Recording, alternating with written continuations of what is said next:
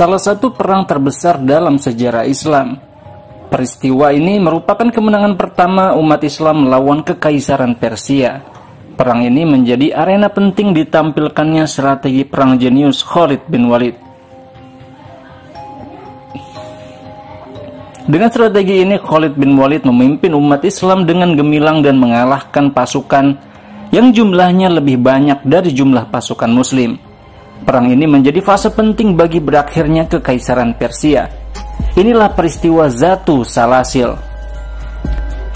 Setelah kematian Nabi Muhammad SAW, sebagian besar kabilah Arab murtad dan keluar dari Islam. Khalifah Abu Bakar As-Siddiq akhirnya memutuskan untuk memerangi seluruh kabilah Arab yang murtad. Maka terjadilah perang yang sangat besar antara umat Muslim melawan kabilah-kabilah Arab yang murtad. Perang besar itu disebut dengan Perang Riddah. Dengan perjuangan yang keras dari seluruh elemen umat Islam, akhirnya orang-orang Arab yang murtad dapat dikalahkan dan mereka pun akhirnya dapat kembali menerima Islam. Perang melawan orang-orang murtad yang biasa disebut dengan Perang Riddah ini merupakan peristiwa pembuka bagi peperangan yang lebih besar lagi yang terjadi antara umat Islam dengan Kekaisaran Persia dan Romawi. Umat Islam di Jazirah Arab hidup di antara dua kekaisaran besar, yaitu Kekaisaran Persia Sasaniyah di timur dan Kekaisaran Romawi Bizantium di sebelah barat. Setelah Abu Bakar As-Siddiq berhasil menyelesaikan Perang Riddah, maka umat Islam pun memulai persiapan mereka untuk menyebarkan Islam dengan cara mengirimkan pasukan ke wilayah Persia dan Romawi. Pada mulanya Abu Bakar ingin memulai gerakan penyebaran Islam dengan mengirimkan pasukan ke Romawi. Namun setelah bermusyawarah dengan para sahabat, Abu Bakar akhirnya memutuskan untuk mengirimkan pasukan ke wilayah Persia. Ada beberapa sebab yang mendorong Abu Bakar As-Siddiq untuk mengirimkan pasukan ke Persia terlebih dahulu sebelum mengirimkan pasukan ke Romawi. Di antaranya karena orang-orang Persia dianggap lebih kuat daripada Romawi. Selain itu, sebab lainnya karena orang-orang Persia lebih jelas kekufurannya daripada orang-orang Romawi. Karena orang-orang Persia adalah penyembah api, sedangkan orang-orang Romawi ialah ahli kitab yang beragama Nasrani. Mereka masih mengakui para nabi dan keberadaan Allah, namun tidak mengakui kenabian Nabi Muhammad SAW dan menganggap Isa Al-Masih adalah anak Tuhan. Setelah umat Islam berhasil menaklukkan kabilah Arab yang murtad di dekat perbatasan Persia, Panglima Muslim Musanna ibnul Harisah bersama pasukannya pun bergerak ke utara ke wilayah Persia. Maka sejak saat itu umat Islam pun memerangi Kekaisaran Persia yang merupakan sekutu dari orang-orang Arab di wilayah utara. Mereka pula lah yang mendorong kabilah-kabilah yang telah masuk Islam di utara untuk murtad kembali. Musanna ibnu Harisah bersama pasukannya kemudian bergerak di titik temu antara sungai Dejlah dan Efrat, tepatnya di wilayah Ubullah. Di sanalah kemudian Musanna mulai memerangi orang-orang Persia.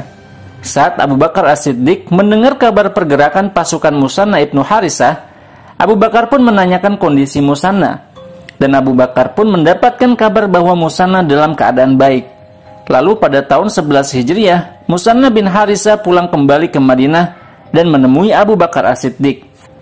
Musanna bin Harisah pun memberikan informasi kepada Abu Bakar As-Siddiq bahwa Kekaisaran Persia berada dalam kondisi yang lemah. Maka kemudian Musanna pun meminta kepada Abu Bakar As-Siddiq agar beliau mengirim pasukan bersama Musanna bin Harisah untuk memerangi orang-orang Persia. Maka Khalifah Abu Bakar pun menunjuk Bani Bakar untuk pergi berperang bersama Musanna bin Harisah. Maka Musanna bin Harisah pun akhirnya berangkat kembali ke Persia bersama 2000 prajurit. Dia pun kembali untuk melanjutkan perjuangan menyebarkan Islam di wilayah Kekaisaran Persia. Setelah Jazirah Arab berada dalam kondisi stabil dan seluruh kabilah Arab yang murtad telah tunduk dan kembali menerima Islam, maka Abu Bakar As-Siddiq pun menyiapkan pasukan untuk dikirimkan ke Irak untuk memerangi Kekaisaran Persia yang kaisarnya pernah merobek surat ajakan untuk masuk Islam yang dikirim oleh Rasulullah SAW. Abu Bakar pun mengirimkan surat kepada Khalid bin Walid yang saat itu sedang berada di Yamamah setelah memerangi orang-orang murtad. Abu Bakar memerintahkan Khalid bin Walid untuk bergerak bersama pasukan relawan ke wilayah Irak. Abu Bakar melarang Khalid untuk memaksa prajuritnya untuk bergabung untuk memastikan keislaman pasukan yang dibawa Khalid bin Walid. Abu Bakar pun melarang Khalid bin Walid untuk membawa prajurit yang pernah murtad setelah kematian Rasulullah SAW. Maka Khalid bin Walid pun bergerak dari arah tenggara ke wilayah Irak. Hingga akhirnya Khalid bin Walid pun tiba di wilayah Hirah. Setelah itu Abu Bakar As-Siddiq mengirimkan surat lagi kepada seorang prajurit yang tidak kalah jenius dari Khalid bin Walid, yaitu Iyad bin Ghanim Al-Fihri. Abu Bakar memerintahkan Iyad bin Ghanim Al-Fihri untuk menyerang Persia dari wilayah utara, tepatnya dari wilayah Musayyik, hingga nantinya Iyad tiba di Hira untuk nantinya bergabung dengan pasukan Khalid bin Walid. Untuk memotivasi pasukan muslim dalam menguasai wilayah Persia, Abu Bakar pun menyatakan bahwa barang siapa yang menguasai Irak terlebih dahulu, maka dialah yang berhak untuk menjadi gubernur Irak. Di sini kita dapat melihat kecerdasan Abu Bakar As-Siddiq. Dia mengirim dua pasukan sekaligus ke Ubullah dan Hirah untuk memecah pasukan Persia agar perhatian mereka terpecah dan kekuatan mereka pun nantinya terpecah dan melemah. Dan setelah kedua pasukan berhasil memenangkan pertempuran, kedua pasukan akan bertemu di Hirah, yang disanalah pasukan muslim akan menghimpun kekuatan untuk membuka kota Madain yang merupakan ibu kota kekaisaran Persia. Dan jika umat Islam berhasil menguasai Madain, maka itu berarti umat Islam telah berhasil menguasai seluruh bagian barat dari kekaisaran Persia. Khalid bin Walid pun berhasil mengumpulkan 2000 prajurit pasca pertempuran Yamamah. Setelah itu Abu Bakar As-Siddiq mengirimkan surat lagi ke 4 orang panglima umat muslim di wilayah Irak untuk bergerak menuju Persia dan bergabung bersama pasukan Khalid bin Walid. Maka yang berhasil terkumpul saat itu ialah 8.000 prajurit. Di antara mereka ada Musanna bin Harisah. Abu Bakar As-Siddiq kemudian memerintahkan Khalid untuk berkeliling ke beberapa kabilah yang dilewati oleh Khalid bin Walid sepanjang perjalanan untuk mencari pasukan tambahan. Setelah Khalid bin Walid berkeliling, maka terkumpullah pasukan sejumlah 10.000 prajurit. Setelah semua prajurit disatukan dalam satu barisan, Khalid bin Walid pun mulai menyusun strategi peperangan. Khalid bin Walid membagi pasukan muslim ke dalam 3 kelompok. Maka Khalid bin Walid pun memerintahkan agar ketiga pasukan berjalan terpisah. Kelompok pertama jalan terlebih dahulu dan disusul oleh kelompok kedua dan kemudian kelompok ketiga. Jarak antara setiap kelompok ialah sejauh 1 hari perjalanan. Hal ini dilakukan agar setiap kelompok dapat bergerak dengan bebas. Setelah itu Khalid bin Walid pun memerintahkan pasukannya untuk mulai bergerak menuju Ubullah. Ubullah merupakan satu-satunya pelabuhan yang dimiliki oleh Kekaisaran Persia di Selat Persia. Dan setiap bantuan yang datang ke Ubullah datang melalui pelabuhan tersebut. Kota Ubullah dipimpin oleh seorang pangeran Persia yang sangat keras bernama Hurmuz. Namanya hingga kini digunakan sebagai nama salah satu bagian dari Selat Persia, yaitu Selat Hurmuz. Hurmuz adalah seorang yang sangat tegas dan keras dan sangat membenci Islam. Khalid bin Walid kemudian mengirimkan surat kepada Hurmuz. Surat itu berisi, "Masuk Islamlah maka engkau akan selamat. Atau relakan dirimu dan kaummu menjadi bagian dari ahli zimah atau warga yang dilindungi dan tunduk kepada pemerintahan Islam. Dan bayarlah jizyah. Jika kau menolak, maka jangan salahkan siapapun kecuali dirimu, karena aku datang kepadamu bersama kaum yang mencintai kematian, sebagaimana kalian mencintai kehidupan." Hurmuz pun marah dengan isi surat tersebut. Maka orang-orang Persia pun mempersiapkan pasukan sejumlah 20.000 prajurit, dan pasukan tersebut pun bergerak menuju kota Kazimah yang berdekatan dengan kota Ubullah. Padahal saat itu seharusnya pasukan muslim beristirahat untuk sementara waktu di Kazimah sebelum masuk ke kota Ubullah. Hurmuz sangat ingin memberikan serangan kejutan kepada pasukan muslim dan mengalahkan pasukan muslim. Maka pasukan Persia pun berkumpul di bagian selatan dari kota Kazimah. Hurmuz pun membagi pasukannya menjadi 3 bagian. Pasukan kanan, pasukan kiri, dan pasukan tengah. Untuk memperkuat barisan, pasukan Persia mengikatkan rantai di kaki-kaki mereka agar setiap prajurit berjuang sekuat tenaga dan tidak ada yang kabur dari medan pertempuran. Karena itulah pertempuran ini disebut dengan Zatu Salasil. Salasil artinya rantai, sedangkan Zatu artinya memiliki. Yang dimaksud ialah bahwa perang ini terjadi antara 2 pasukan yang salah satu pasukannya memiliki dan menggunakan rantai di dalam perang. Saat pasukan Persia sudah siap untuk menghadapi pasukan muslim di medan perang di wilayah Kazimah, Hurmuz dan pasukan Persia menunggu lama menanti kedatangan pasukan muslim. Namun pasukan muslim tidak kunjung datang. Hurmuz pun menjadi galau dan bingung. Setelah itu datang kabar bahwa pasukan muslim tidak bergerak menuju kota Kazima, namun pasukan muslim bergerak ke kota Hafir. Ini adalah strategi jenius Khalid bin Walid. Karena Khalid bin Walid tahu persis bahwa pasukan Persia telah terikat dengan rantai. Kaki dan tangan mereka dirantai dengan rantai besi sehingga pasukan Persia tidak dapat bergerak dengan leluasa. Khalid bin Walid tahu persis bahwa pasukan Persia adalah pasukan yang kuat. Persenjataan mereka lengkap dan jumlah mereka besar. Maka untuk mengalahkan pasukan Persia, Khalid bin Walid perlu menyerang titik lemah pasukan Persia. Titik lemah mereka ialah bahwa pasukan Persia sangat sulit dalam melakukan pergerakan, dikarenakan jumlah mereka yang besar dan jubah perang mereka yang berat. Belum lagi ditambah dengan rantai yang mengikat kaki dan tangan mereka. Maka sangat sulit sekali bagi pasukan Persia untuk berpindah dari satu tempat ke tempat yang lain. Hal ini sangat berbeda dengan pasukan muslim yang sangat mudah bergerak dan berpindah dari satu tempat ke tempat lain. Pasukan muslim saat itu mampu berpindah dari satu tempat ke tempat yang lain dalam waktu yang relatif singkat. Namun pemimpin pasukan muslim, Khalid bin Walid, mampu memanfaatkan potensi dan kelebihan pasukan muslim, sehingga pasukan muslim dapat memukul pasukan Persia tepat di titik lemah mereka. Maka bukannya datang ke Kazima, Khalid bin Walid dan pasukan muslim malah berkumpul di kota Hafir. Sementara itu, para pemimpin pasukan muslim di tempat-tempat yang lain pun berdatangan sesuai arahan Abu Bakar As-Siddiq, sehingga pasukan muslim pun semakin kuat dan besar, dan jumlah pasukan muslim saat itu mencapai angka 18.000 prajurit. Hurmuz sangat kesal dengan keputusan Khalid bin Walid untuk menetap di kota Hafir. Karena Hurmuz sangat ingin menghancurkan pasukan muslim, maka Hurmuz dan pasukannya pun segera bergerak menuju wilayah Hafir. Hal ini tentu saja menyebabkan kesulitan dan kelelahan yang sangat parah bagi pasukan Persia. Karena jumlah pasukan Persia besar, ditambah lagi dengan mereka harus mengangkut peralatan perang dan jubah serta pedang mereka yang sangat berat. Meskipun demikian, pasukan Persia tidak menyerah. Pasukan Persia pun bergerak cepat hingga mereka mampu sampai ke kota Hafir. Dan saat pasukan Persia sudah sampai di Hafir, pasukan Persia sangat kelelahan. Inilah yang diinginkan Khalid bin Walid, agar pasukan muslim dapat menghabisi pasukan Persia yang sudah kelelahan di medan perang. Saat pasukan Persia tiba di Kazima, mereka pun langsung bersiap-siap untuk berperang menghadapi pasukan muslim.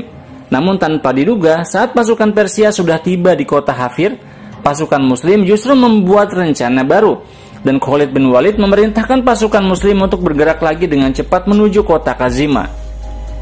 Karena pasukan muslim tidak terlalu banyak membawa peralatan dan tidak pula memakai jubah besi yang berat, umat Islam dapat bergerak dan berpindah dengan pergerakan yang cukup cepat.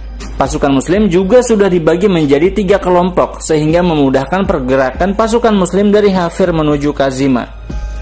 Saat Hurmuz dan pasukannya melihat pasukan Khalid bin Walid bergerak pergi meninggalkan mereka, Hurmuz pun semakin panas dan kesal.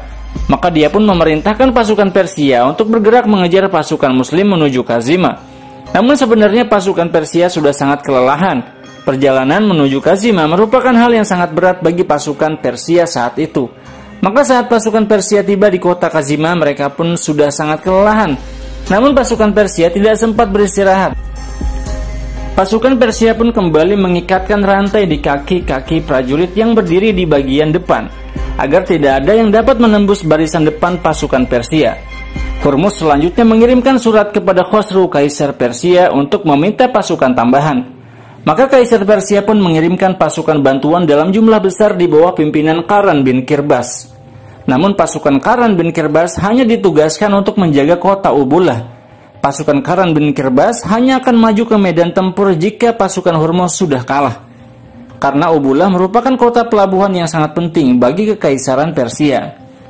Perang dimulai. Pasukan muslim yang bukan penduduk asli tidak terlalu memahami kondisi geografis kota Kazima. Sementara itu pasukan Persia sudah memahami kondisi geografis kota Kazima.